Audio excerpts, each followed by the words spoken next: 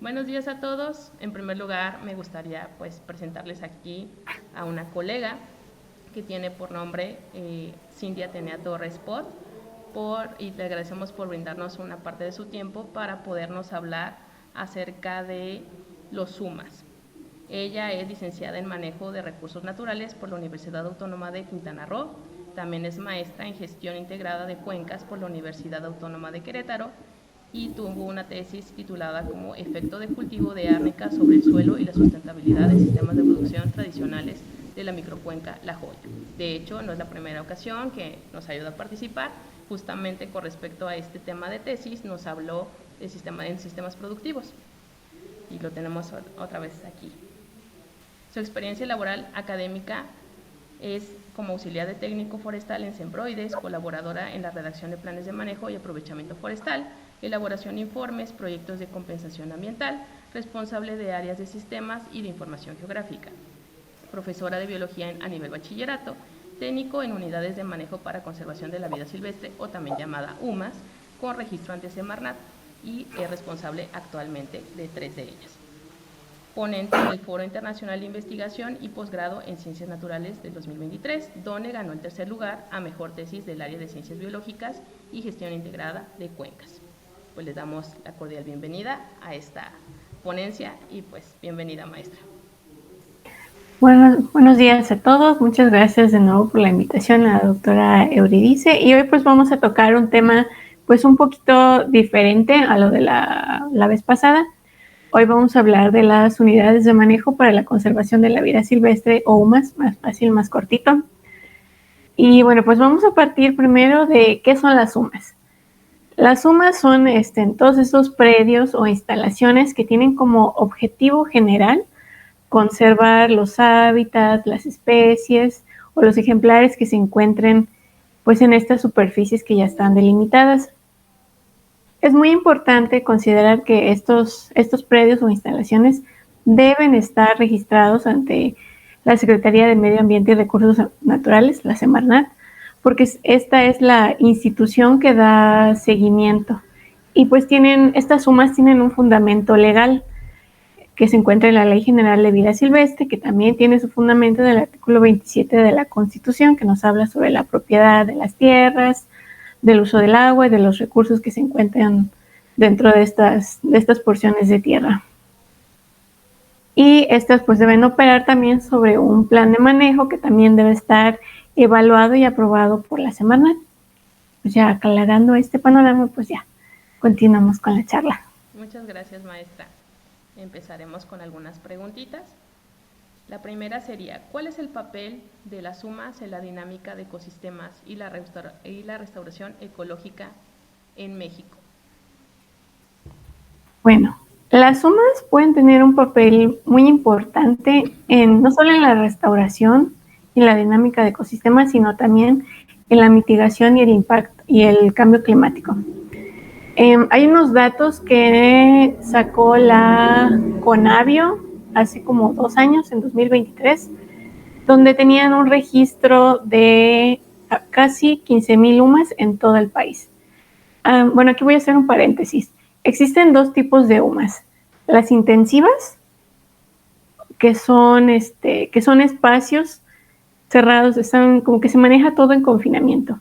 Y las extensivas, que son espacios prácticamente a campo abierto y que pueden tener hasta cientos de hectáreas, dependiendo del propietario.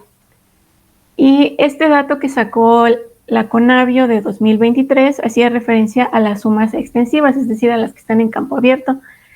Y el dato que ellos arrojaron es que cubren una superficie aproximadamente de el 20% de la superficie total del país. Entonces, considerando estos datos, son sitios que conservan in situ a todos estos hábitats, estos ejemplares que pueden funcionar como reservorios de carbono, que también permiten un manejo más ordenado de la biodiversidad en México que también funcionan como corredores entre áreas naturales protegidas o incluso entre áreas forestales, y que además pueden funcionar como áreas de amortiguamiento extra para las áreas naturales protegidas. Y además, como las UMAS llevan este complemento de conservación y de aprovechamiento, pues también son una fuente de ingresos, porque la mayoría de los espacios que aún se conservan, digamos, de esos espacios naturales que no se han tocado, que se mantienen vírgenes, por así decirlo, coinciden con zonas de alta marginación. Entonces ahí también hay una oportunidad para que las comunidades que ahí residan pues puedan obtener un beneficio económico a través de la conservación de la biodiversidad. Muy bien, maestra, muchas gracias. En cuanto a los UMAS, ¿cómo es que contribuirían para la recuperación de especies silvestres, especialmente las endémicas? Bueno, en estas UMAS se manejan pues diferentes tipos de especies, y las intensivas, sobre todo las intensivas, tienen como entre sus objetivos la reproducción y en algunos casos la liberación. Entonces con eso estamos favoreciendo que incremente el número de individuos en los hábitats naturales, y también uno de los objetivos es reducir la caza y captura ilegal para el comercio, que sucede en muchos casos, por ejemplo, con la guacamaya roja. Entonces, pues ahí tenemos como que otra espacios de conservación genética. Muy bien. ¿Cuál ha sido su trayectoria profesional con respecto a los UMAS? ¿Cómo es que llegó a involucrarse? ¿Cómo es que tuvo esa espinita de decir, eso me interesa? Bueno, yo en la carrera, o sea, como estudiante universitaria, pues siempre nos hablaban de la suma. O sea, yo hice la carrera entre 2009 y 2014. Y las sumas, el concepto como tal, creo que surgió como por ahí de los 2000, me parece, con la Ley General de Vida Silvestre. Entonces, para 2009 era algo pues relativamente nuevo. Y yo hice mi servicio social en Semarnat, en el área de vida silvestre y recursos naturales. Entonces, en esa área donde yo estuve era donde se evalúan todos los proyectos, todos los planes de manejo, incluso ahí se llegaban todos los permisos para aprovechamiento de tortugas, del tiburón ballena en Quintana Roo, los delfinarios, los criaderos. Entonces ahí es como yo me empecé a involucrar y dije, yo quiero dedicarme a esto cuando termine. Y pues ya de ahí saqué mi registro. Porque para ser asesor técnico de UMAS tienes que estar registrado ante la Semarnat. Sobre todo si vas a manejar fauna, te lo piden como requisito.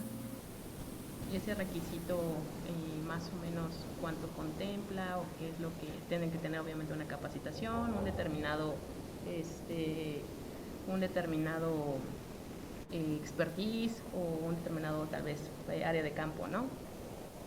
Sí, como te lo piden sobre todo para fauna, debes tener una formación académica que esté relacionada con el manejo de fauna. Por ejemplo, los veterinarios, los biólogos, a ellos se las dan, o sea, pues meten el trámite, tiene un costo bueno, ahorita no sé, pero en ese entonces creo que me costó como 250 pesos. Entonces te piden tu cédula profesional, donde indique pues tu formación. En el caso de los veterinarios, pues con eso es suficiente. Pero en mi caso, que no soy ni bióloga ni veterinario, sí tuve que hacer un curso de manejo de fauna y bioseguridad que avalara que de alguna forma tengo el conocimiento para trabajar con fauna. Bastante interesante cómo es que una cosa llevó a la otra. Sí.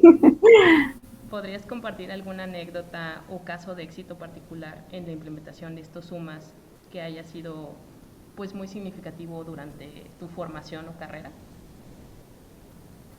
Bueno, durante la carrera, uno de los casos de éxito que a mí me llamó mucho la atención es una UMA que se llama Caobas, que se ubica al sur de Quintana Roo, muy cerquita de la ribera con del río Hondo. Entonces esta UMA, bueno, es un ejido que hacía aprovechamiento forestal, pero como está muy cerca del río, decidieron meterse al ecoturismo. Y aquí las que se involucraron fueron las señoras, las esposas de los ejidatarios.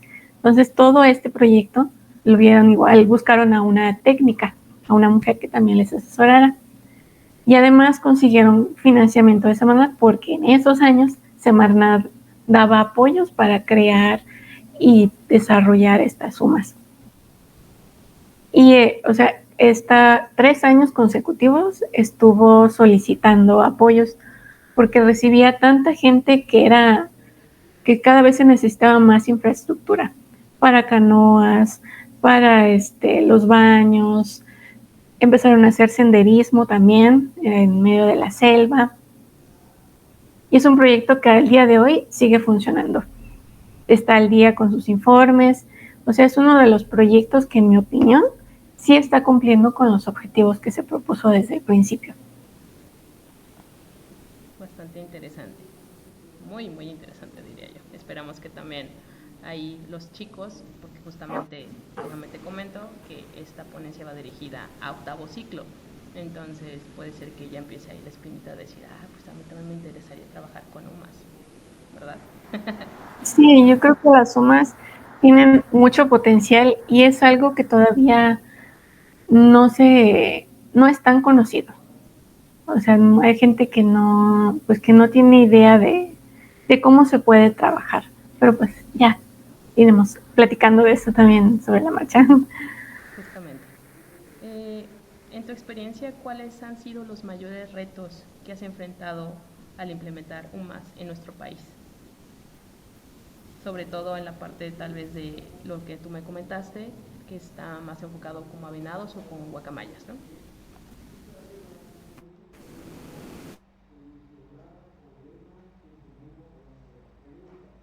Bueno, uno ha sido es todo un proceso esto de hacer los planes de manejo.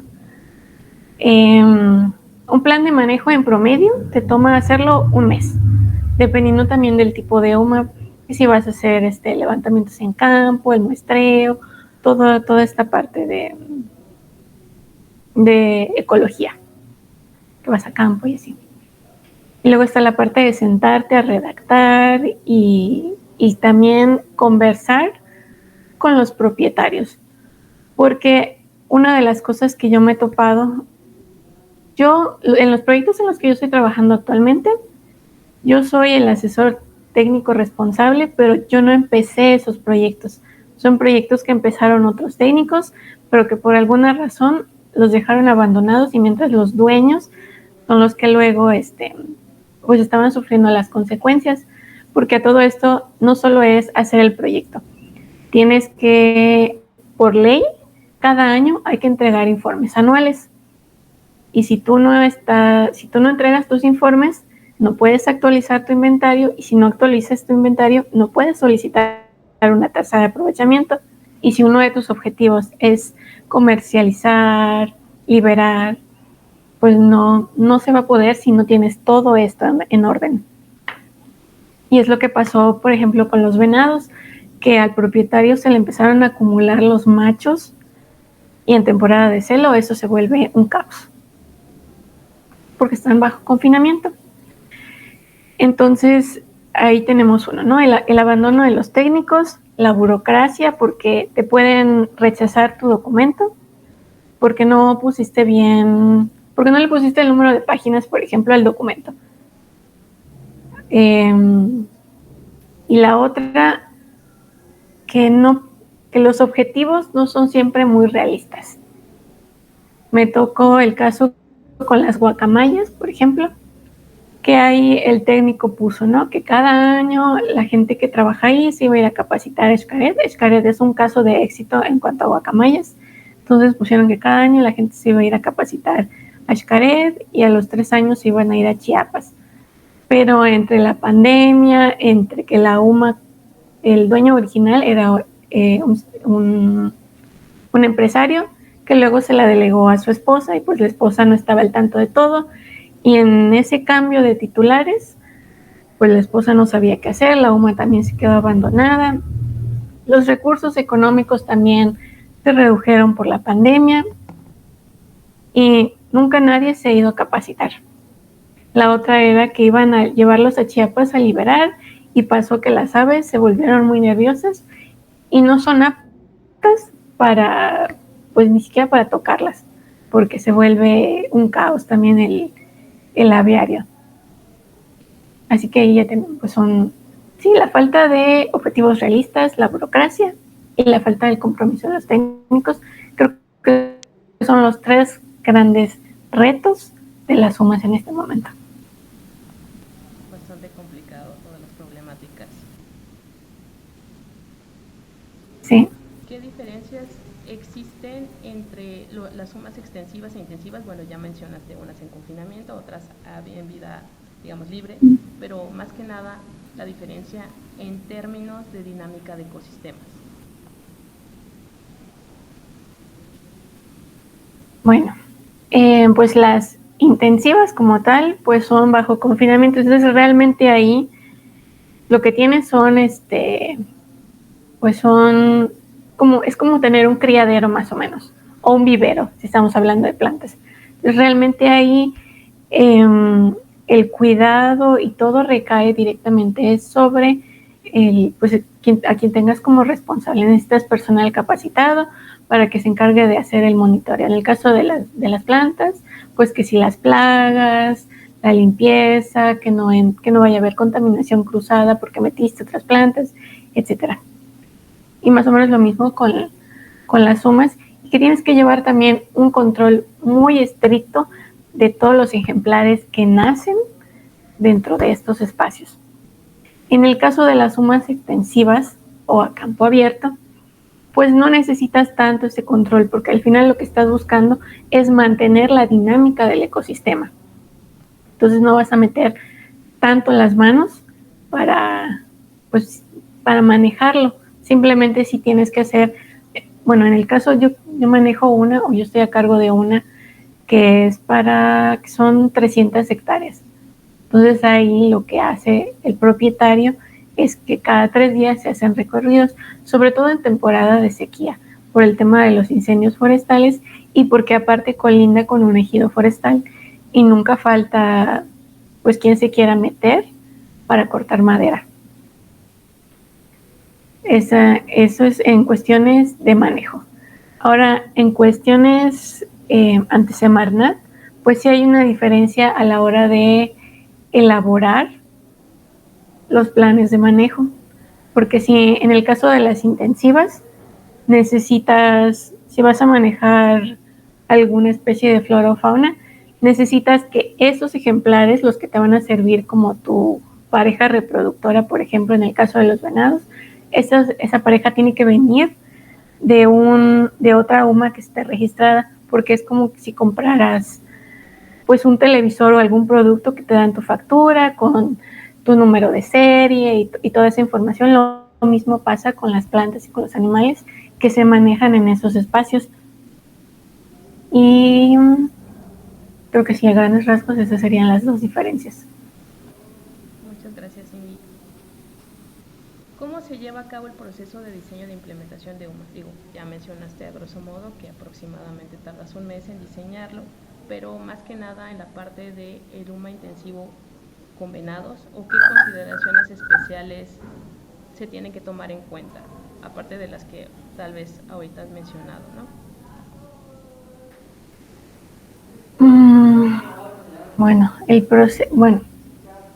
consideraciones. En el caso de las UMAS intensivas, debes tener un manejo de módulos. En el caso de los venados, por ejemplo, tenemos un módulo comunitario, donde cuando no es temporada de celo, pues ahí están y no hay ningún problema. Cuando viene la temporada de reproducción, el encargado es el que separa a las hembras y ahí es se vuelve área de maternidad. Y ahí es donde esperan a que nazcan las crías. Y una vez que estas crías empiezan a crecer, pues ya se separan también de sus madres. Y hay un área específicamente para mantener a todas las crías. Luego tenemos un área de cuarentena que se utiliza en caso de que alguno de los animales se enfermen, pues se va para esa zona.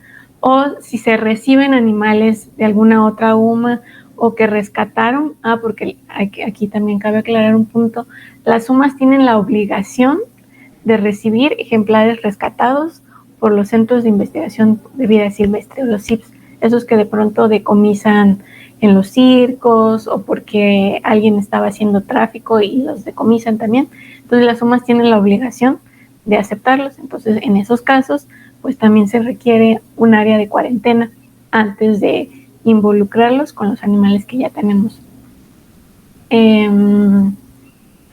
Debemos tener también un espacio para almacenar la comida. En el caso de los venados casi siempre es forraje, sobre todo Ramón en Quintana Roo, se les da más Ramón, Prosimum alicastrum. Y además debe haber, como adicional al cerco de estos encierros, debe haber otra barrera como para, en caso de que se quieran escapar, pues todavía hay un margen para contener a los animales. Y hay UMAS que existen incluso dentro de la mancha urbana y otras que están pues igual en los ranchos, por ejemplo, que por lo general están rodeados de vegetación, también, o sea, no hay ningún problema. Bastante interesante y yo creo que es un área de oportunidad que pueden aprovechar los chicos. ¿De qué manera las UMAS intensivas de venado pueden influir en la restauración del hábitat? Digo, ya mencionaste también que se tiene que implementar la parte de vegetación con un determinado certificado y todas las probables variables que se tienen que implementar dentro del plan, ¿no? Pero, ¿qué más nos podrías mencionar al respecto? Bueno, en Quintana Roo y en general en la península de Yucatán, la carne de venado se consume. Es parte de la cultura. Comer carne de venado, carne de tepezcuintle, carne de jabalí. Y en los últimos años, bueno, el venado no está ahorita en ninguna categoría de riesgo ni nada, pero sí se ha visto una reducción en el tamaño de sus poblaciones. Incluso cada vez se ven menos venados. Tiene mucho que ver ahorita la fragmentación del hábitat y ahorita recientemente el Tren Maya, varias cosas, ¿no? Entonces estos espacios se vuelven como una especie de centro de producción para evitar la cacería furtiva. Aunque por ley las comunidades sí tienen derecho a realizar este tipo de actividades, pero pues no es lo mismo que vayas y que caces un venado a que caces 10 para luego comercializarlo sin ningún tipo de permiso, sin ningún tipo de control. Entonces esa es una de las ventajas que estás haciendo, o sea, sí estás generando ingresos, pero a través de una actividad encaminada a la conservación de varias especies. Y sobre todo retomar pues que detrás de las poblaciones está el conteo exacto para ver si hay un excedente y poderlo trabajar, ¿no? La importancia también de hacer los cálculos correctos. Sí. Exactamente, la importancia de hacer el muestreo poblacional antes de. Así es. Muchas gracias, maestra. En el contexto de la conservación de guacamayas en zonas de selva alta, ¿cómo afecta el enriquecimiento del hábitat mediante abrevaderos, justamente en la dinámica de ecosistemas?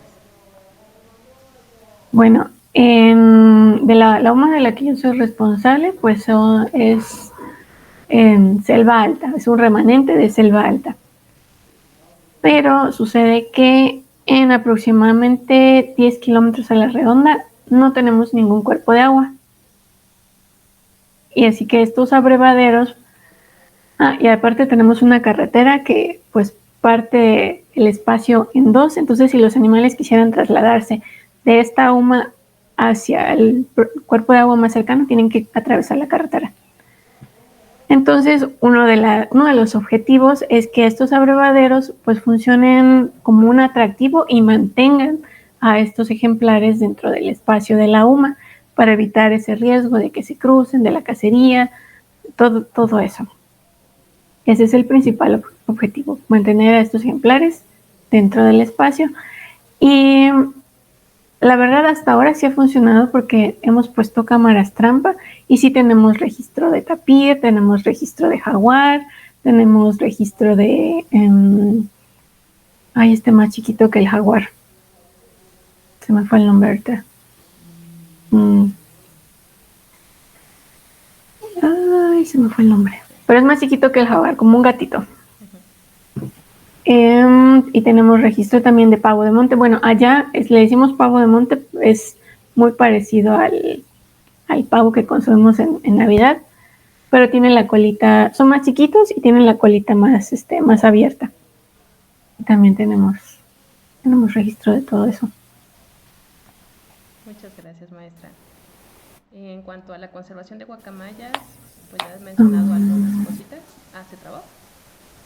¿Me escuchas? Sí, ya escucho, se trabó. Como que hubo un lag por ahí, perdón. En cuanto a las UMAS de conservación de guacamayas, ¿qué estrategias específicas han implementado en el enriquecimiento del hábitat? Bueno, las guacamayas que se están manejando en Quintana Roo se está haciendo bajo confinamiento. Lo que pasa es que como no son nativas de Quintana Roo, la ley nos exige que el manejo lo tenemos que hacer bajo confinamiento. Entonces tenemos un encierro grandísimo, como de casi 10 metros de altura, para que tengan espacio para moverse, como si estuvieran pues en su hábitat natural. Están en un espacio que está rodeado de vegetación y se utilizan unos conos muy parecidos al troncos para que puedan anidar. Y se procura que su dieta sea lo más natural posible. Casi no se les da suplementos alimenticios. El problema aquí con estas aves es que no son muy sociables. Digo, en el medio natural no tendrían por qué serlo, pero por la edad que ya tienen, ya no son susceptibles a ser liberadas.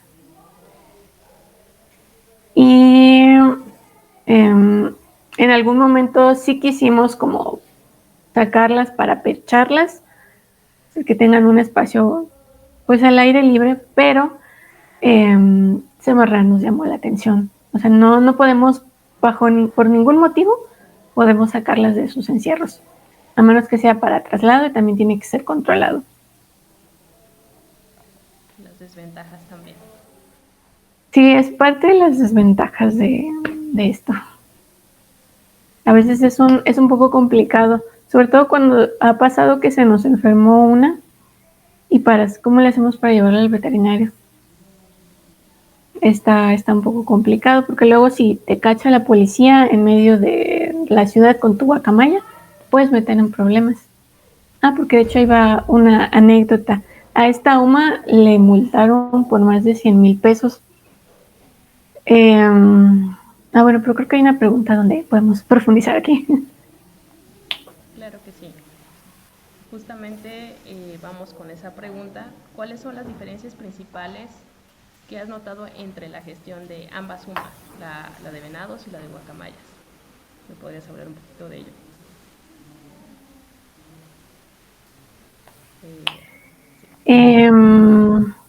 Bueno, la principal yo creo que radica en que estamos, por un lado tenemos a las guacamayas, que son una especie que está dentro de la NOM 059, que enlista a todas las especies en alguna categoría de riesgo. Aparte, están en el apéndice 1 del CITES, esta Convención Internacional sobre el Comercio Internacional de Especies Amenazadas de Flora y Fauna. Y en el caso de los venados, pues no, ellos no están en ninguna categoría de riesgo. Pero, como tenemos el manejo de las especies en alguna categoría de riesgo es muy estricto y a veces hasta un poco contradictorio con lo que se supone que tú tienes que hacer como técnico o como propietario de una UMA. Porque por un lado, tenemos estas aves, ¿no? Que uno de sus objetivos era liberar en algún momento a las aves en Chiapas. Y decimos, bueno, uno no como especialista, pero sí con conocimiento de, bueno, estas aves posteriormente las vamos a liberar, debemos reducir el contacto con ellas, pero llega Semarnat y nos dicen, no, es que las tienen que anillar y las tienen que encerrar y tiene que venir cada mes el veterinario a checarlas y la parte les tienen que hacer certificados médicos y para hacerles certificados médicos pues tiene que ir el veterinario, en algunos casos sacar muestras de sangre, o sea, las tienes que manipular. Y en mi opinión eso no tiene sentido, porque luego las vas a liberar en el medio natural, no va a ir el veterinario cada mes, o no va el veterinario cada mes. Sí hay un monitoreo, un seguimiento de dónde están y qué está pasando con esas aves, pero no hay un contacto directo todo el tiempo.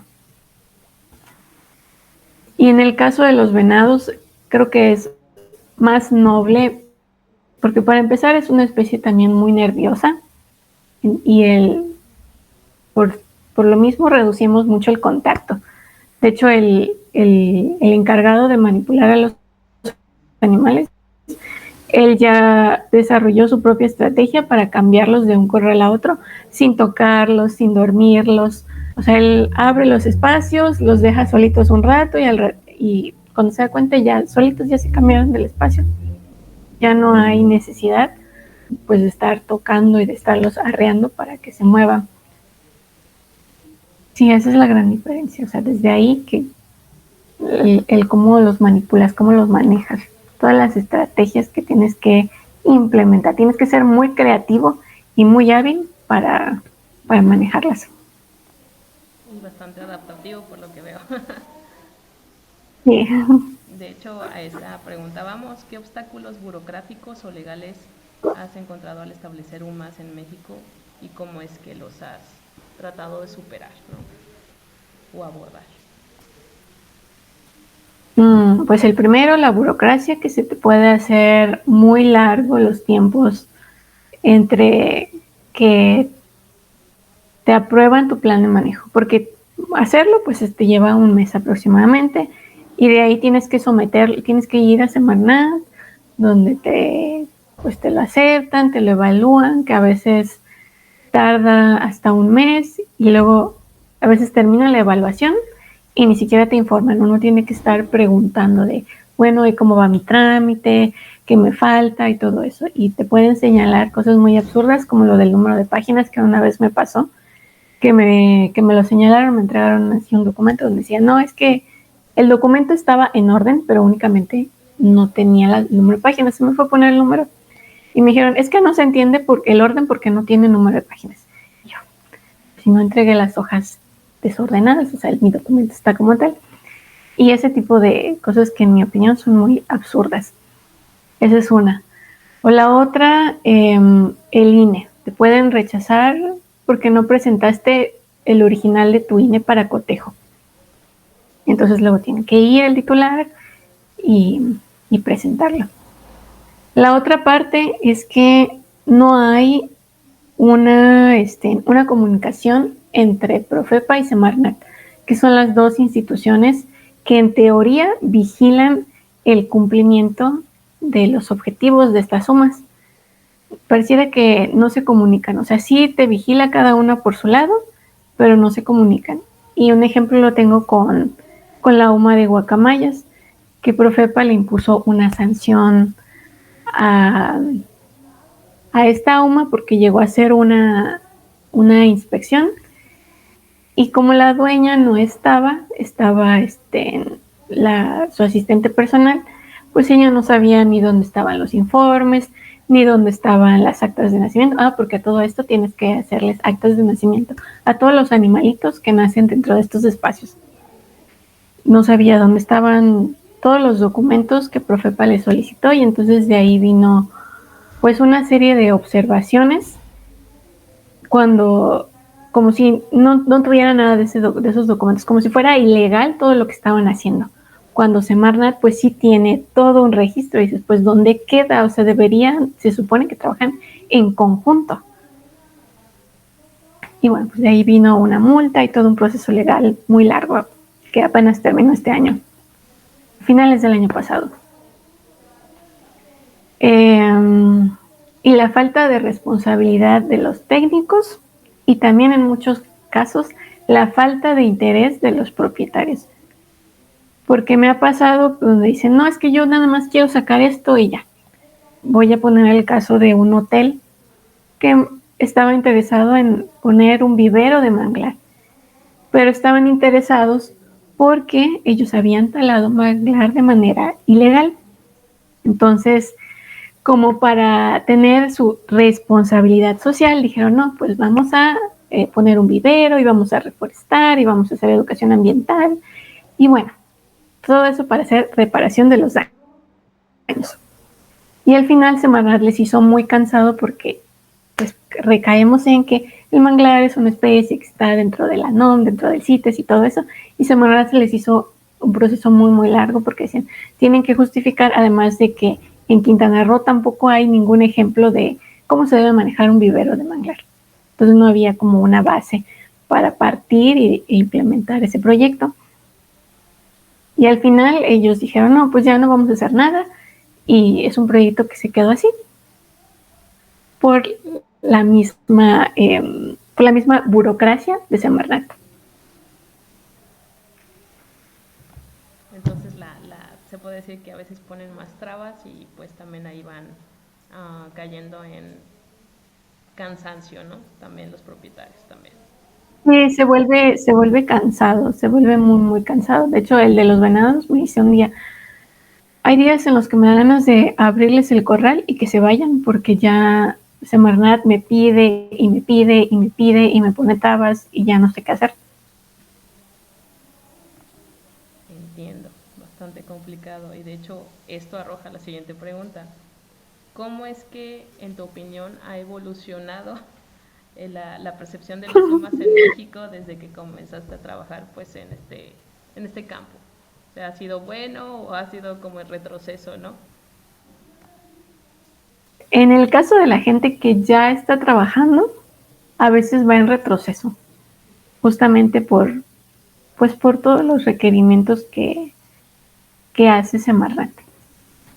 Y por otro lado está la gente que sí tiene un interés en ponerse a trabajar, en hacer las cosas de manera pues legal u ordenada.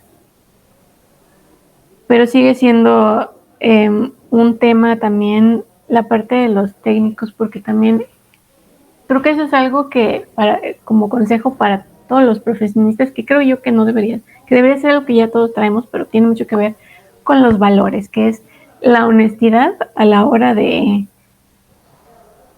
pues de acercarte a un proyecto, el que sea.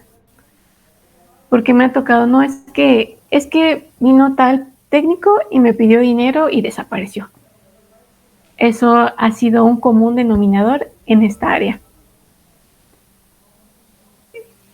Creo que es uno de los,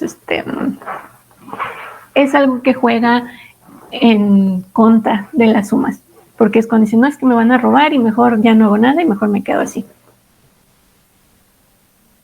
Así que tenemos dos perspectivas muy, muy diferentes. Mientras unos dicen, no, mejor, ¿para qué? Y otros dicen, no, es que sí, porque yo lo quiero hacer bien. Un poco contrarios, ¿no? Básicamente extremos.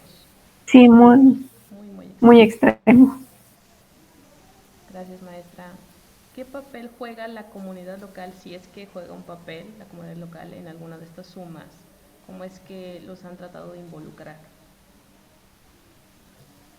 Bueno, aquí retomo el ejemplo de la UMA de Caobas. Cuando la comunidad está abierta a este tipo de proyectos, es muchísimo más fácil trabajarlo y el éxito es un poco más seguro, porque sabes que existe el compromiso de parte de la gente de la comunidad.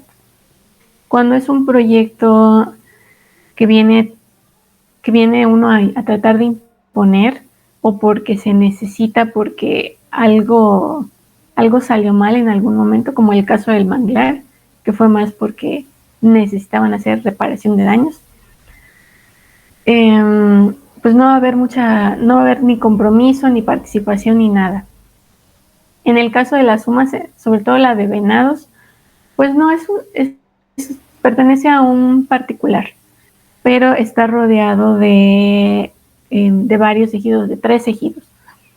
Colinda con 3 ejidos, y él sí ha tenido respuesta por parte de los ejidatarios, porque ellos, como también tienen sus áreas de aprovechamiento forestal, pues ellos dicen, pues vamos a establecer como un cerco de seguridad para respetar nuestros espacios y para evitar que gente externa entre a sacar provecho de esos recursos que se encuentran pues en sus respectivos espacios. Se hacen labores de vigilancia. Entonces, sí hay una respuesta cuando hay un interés de verdad sobre esos recursos. Muchas gracias, maestra. ¿Cómo es que se mide el éxito de los SUMAS en términos de conservación y restauración? ¿Puede hablar un poquito de algún tipo de indicador que ocupen o que se tenga que requerir?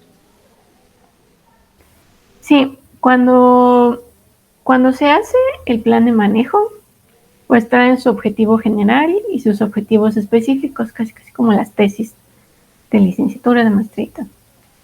Y a partir de esos objetivos específicos se establecen metas, ya sea a corto, mediano o largo plazo. Voy a hablar, por ejemplo, del caso de la UMA de Venados. Ellos, en uno de sus objetivos a mediano plazo, estaba reproducir 10 venados al año. Entonces, a partir de ese número que ellos establecen como meta en ese plazo, se desarrollan los indicadores que nos van a decir si se está cumpliendo esa meta. Entonces, por ejemplo, tenemos esto de, pues reproducir 10 venados. A la hora de evaluar, pues vamos a ver, ¿cuántos se reprodujeron? ¿Se reprodujeron esos 10 o se reprodujeron menos? Y es ahí una operación matemática, una división de cuántos se reprodujeron entre los que se debieron de reproducir, y ahí tenemos un porcentaje que nos indica el alcance que se tuvo con esa meta o con ese objetivo en específico. Muchas gracias, maestra Cindy. ¿Qué innovaciones o mejoras han implementado a lo largo de su carrera en estos SUMAS para aumentar su eficacia? Por ahí ya también comentaron que pues se tiene que evitar pues la manipulación en las guacamayas, pero pues es difícil, ¿no? Dado las situaciones o los reglamentos y toda la parte legal de que tienen que estarlos monitoreando los veterinarios y demás. En el caso, por ejemplo, de los venados, que es un poquito más noble porque ya han encontrado la manera de manipularlos sin que sea invasivo, pero no sé si hayan innovado o tratado de mejorar con respecto a otra variable. En el caso de los abrevaderos, lo que nosotros hicimos, bueno, él fue más como idea del propietario, porque hacer un abrevadero, pues sí, es costoso. Entonces lo que él empezó a hacer, un día me dice, ¿no? Como él tiene trabaja con maquinaria pesada y pues hay que cambiarle las llantas, pues esas llantas las empezaron a cortar y se empezaron a poner en otros espacios dentro de la UMA extensiva para que también funcionaran como abrevaderos. La otra es que a través de los caminos que hay dentro de la UMA, son caminos de terracería, se empezaron a utilizar unos, tiene un nombre, no me acuerdo ahorita, pero es para favorecer el senderismo dentro de estos espacios sin que involucre, una manera también como de generar dinero para estos lugares que no va a haber como una extracción, pero sí requieren mantenimiento. Entonces lo que hicimos también fue diseñar estos espacios para senderismo. Y eso se hacen muy pocas sumas extensivas. Por lo general se hacen las intensivas. En los sistemas con los venados, en el sistema de marcaje se deben marcar más o menos como las vacas o ponerles el aretito. Y ahí esta misma persona que se encarga de cuidarlos, él ya no lo hace para evitar pues todo este contacto y aparte que son muy nerviosos. Pues él, cuando nacen, él les hace como una pequeña, en el detrás de las orejitas, él les hace de una vez una pequeña marquita para no tener que luego pasarlos por todo ese procedimiento que sí es muy doloroso. Y en las guacamayas ahí no hemos conseguido nada, no, más que, no, con las guacamayas no hemos podido hacer mucho. Y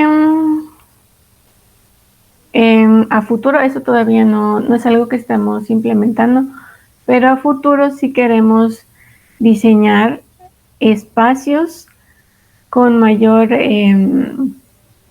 atractivo para las especies. Una de las ideas que tiene el dueño, bueno, allá no tenemos cascadas, en Quintana Roo no tenemos cascadas, y una de las propuestas es diseñar estos como bocinas, poner bocinas en estos espacios para atraer a más ejemplares, que el ruido del agua sea el atractivo y mantenerlos pues de ese lado. Muchas gracias por sus respuestas, maestra. Justamente ahorita está mencionando pues el propietario y demás. Entonces, en este caso, ¿quiénes son o cómo es que se financian estos tipos de proyectos? Por ahí pues también puede ser privado o público, ¿no? Pero ¿cómo es que siguen asegurando pues justamente la sustentabilidad económica de estos proyectos? En la mayoría de los casos, los recursos económicos provienen de las actividades económicas extras de los propietarios. En la mayoría de los casos, y sobre todo en el caso de las guacamayas, porque ahí cuando les hicieron el plan de manejo, pues les dijeron que únicamente iba a ser para conservación y educación ambiental, conservación, educación ambiental y liberación.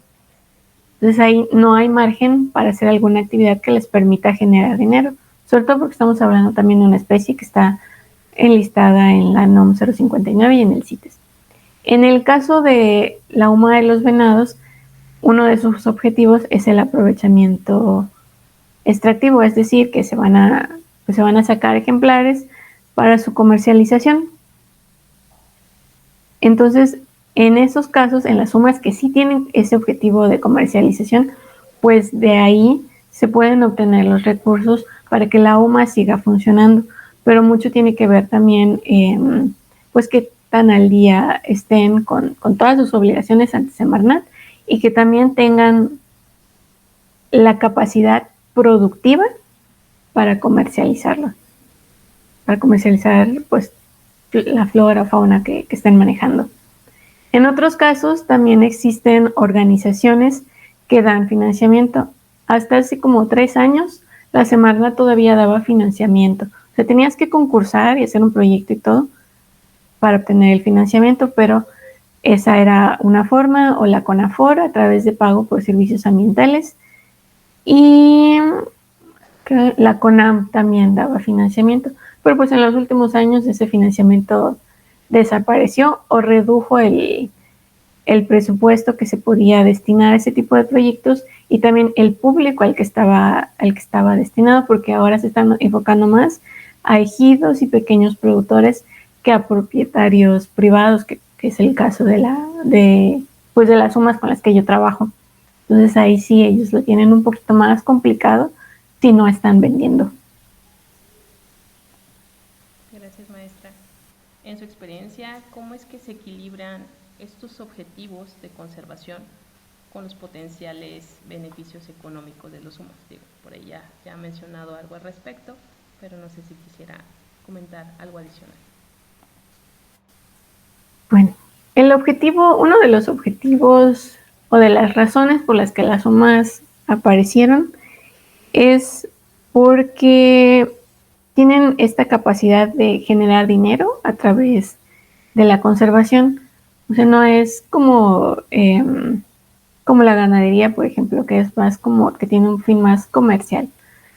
El de las UMAS es conservar, pero generar dinero. De hecho, hay una frase que decía un profesor de la universidad, el profesor Benito Presas, que él decía: conservación que no genera dinero, no es manejo.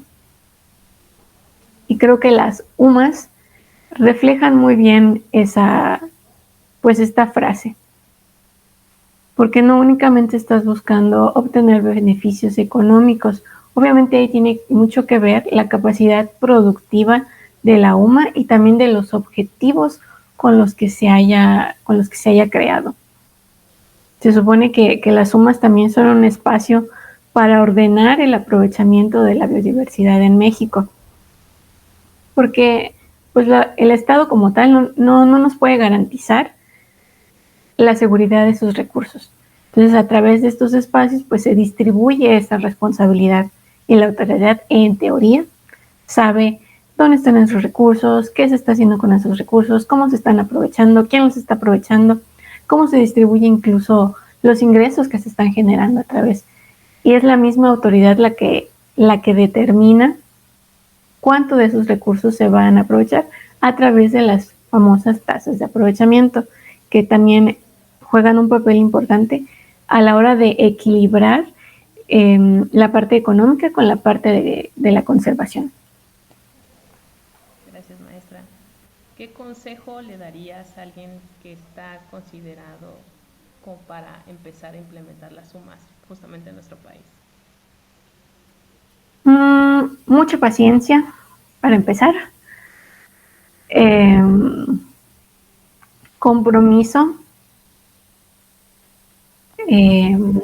La disposición de acompañar el proyecto no solo en su concepción, sino en todo el desarrollo. Y la capacidad de manejar la frustración que a veces te genera a ti, te podría generar a ti como técnico asesor y también a tu cliente o al dueño de las UMAS. Porque a veces uno le tiene que jugar al todólogo en esto. Porque aunque no es tu obligación, ok, sí, o sea, aunque uno no se forma para hacer todo ni para saberlo todo, pero sí tiene que tener esa habilidad para ir sorteando, para negociar con la autoridad, para negociar con el propietario, ir saltando todos los requerimientos que te van pidiendo y también la habilidad para responderles. De manera resiliente y efectiva para todos lados. Sí, exactamente, o sea, y leer la ley, la verdad, leer los reglamentos, leer la ley y todo, porque a veces Semarnat te pide una cosa que está en contra incluso de otras leyes o de otros reglamentos. Y en eso, pues ahí yo tendría otra pregunta. En ese sentido, cuando hay ciertas situaciones como la que usted menciona, ahí ¿cuál sería como el punto medio que usted recomendaría? Pues la primera parte es informarte para que tú puedas saber responder, porque por lo general la comunicación con Semarnat casi siempre es por escrito, porque tú metes un documento, te responden y si tú tienes que responder, pues lo haces también por escrito. Y voy a poner un ejemplo pues muy sencillito, ¿no? El año pasado me rechazaron unos informes. Es el dueño de una UMA de conservación, pero el dueño ya no vive en Quintana Roo. O sea, va eventualmente, descansa por allá y luego se va por su trabajo. O sea, su mismo trabajo lo obliga a moverse por varios lugares. Entonces, llegó el momento de entregar los informes y me piden, yo entregué copia de su credencial y el mismo oficio que te da, el mismo formato que te da Semarnat, porque hay unos formatos, no lo entregas en formato libre, hay unos formatos que uno entra y los descarga a la página de la Semarnat. Y ahí te dice, si la credencial tienes que comprobar tu personalidad, que eres tú, tu identificación oficial. Pero la misma Semarnat te dice, si la identificación ya la tiene Semarnat en su archivo, pues no la tiene que entregar. Y dije, pues nosotros no la tenemos que entregar porque el señor ya hizo en algún momento entrega y hicieron la revisión y el cotejo y vieron que sí es él. Y yo les puse, pues no aplica porque ya la tienen ustedes. Y me contesta Semarnat que no, que esa credencial ya venció y que no servía y que nuevamente tenía que presentarse él y entregar su INE. Yo le digo, pero él no está, o sea, él no puede venir por sus cuestiones laborales y todo. Bueno, pues entonces usted traiga la credencial y yo, pero es que la ley te dice que tu credencial es intransferible. No la puedes, yo no puedo traer la credencial de otra persona.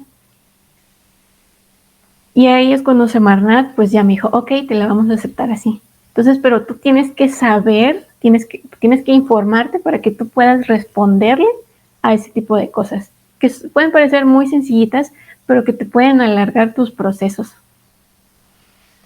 O que te pueden meter en problemas en algún momento también. O que te pueden meter en problemas, exactamente. O sea, yo qué tendría que estar haciendo con el INE de otra persona. Y con tantas cosas que pasan ahora, que suplantación de identidad y todo eso, pues menos. Exactamente, maestra. Muy bien, muchas gracias por los consejos. ¿Cómo se pueden diseñar programas de educación ambiental para fomentar la conciencia sobre la conservación, restauración y sobre todo la implementación de los SUMAS?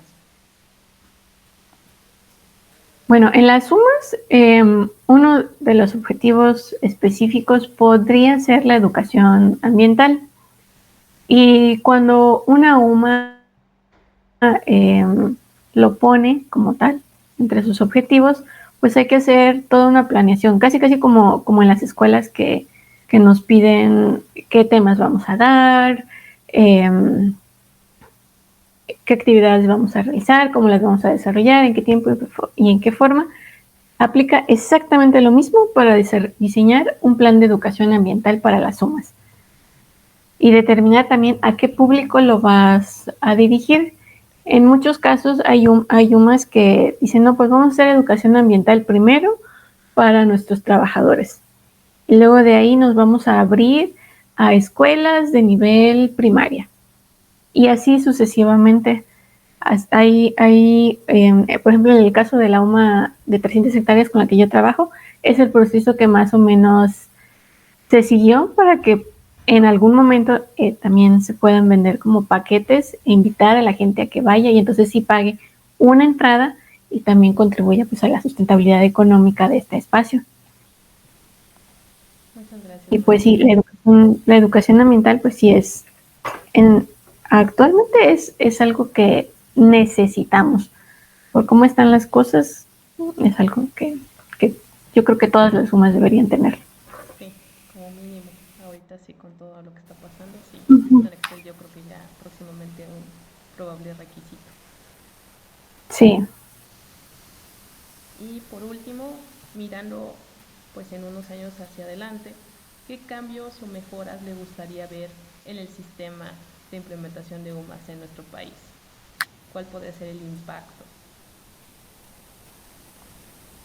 El primero, la burocracia. Que los tiempos de respuesta sean más cortos, no que sean menos exigentes, pero que sí sean más, que así haya mayor concordancia entre lo que te piden con lo que se necesita también y también entre dependencias. Que no sea solo Semarnat por un lado, solo Profepa, incluso hasta Conafora en algunos casos se tiene que triangular la información si estamos hablando de UMAS con objetivos forestales. Y pues técnicos más capacitados o más comprometidos con esto.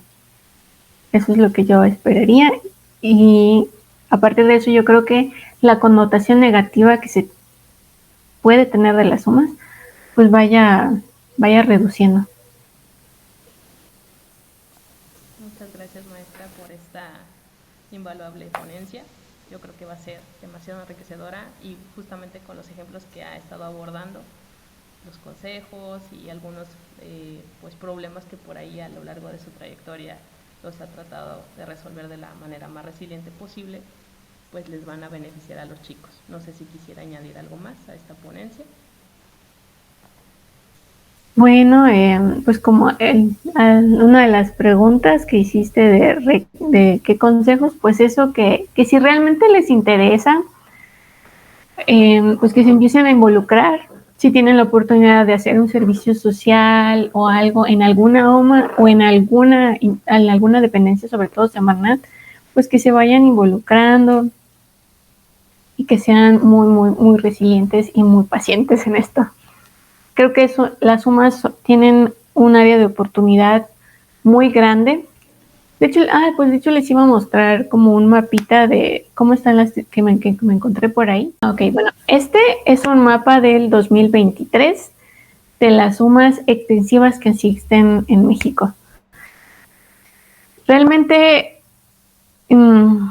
pues son muy poquitas para la extensión del país, pero realmente, sobre todo en las áreas en las que casi no tenemos, es una excelente área de oportunidad para desarrollo personal y profesional y poner también como nuestro granito de arena en esta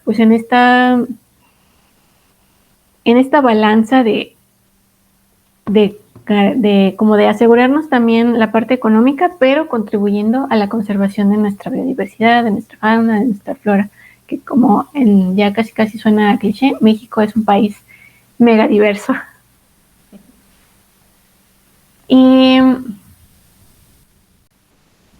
sí, y si en algún momento se quieren registrar ante Semarnat, pues tengan su título cuando acaben, porque ese sí se los van a pedir. Muchas gracias también por los consejos. Pues finalmente te voy a hacer llegar la constancia. Te agradecemos de parte de las Universidades para el Bienestar Benito Juárez García, sede Cosala. Muchas gracias de nueva cuenta por el apoyo. Muchas gracias a ustedes por la invitación y pues lo que se pueda cuando gusten. Muchas gracias.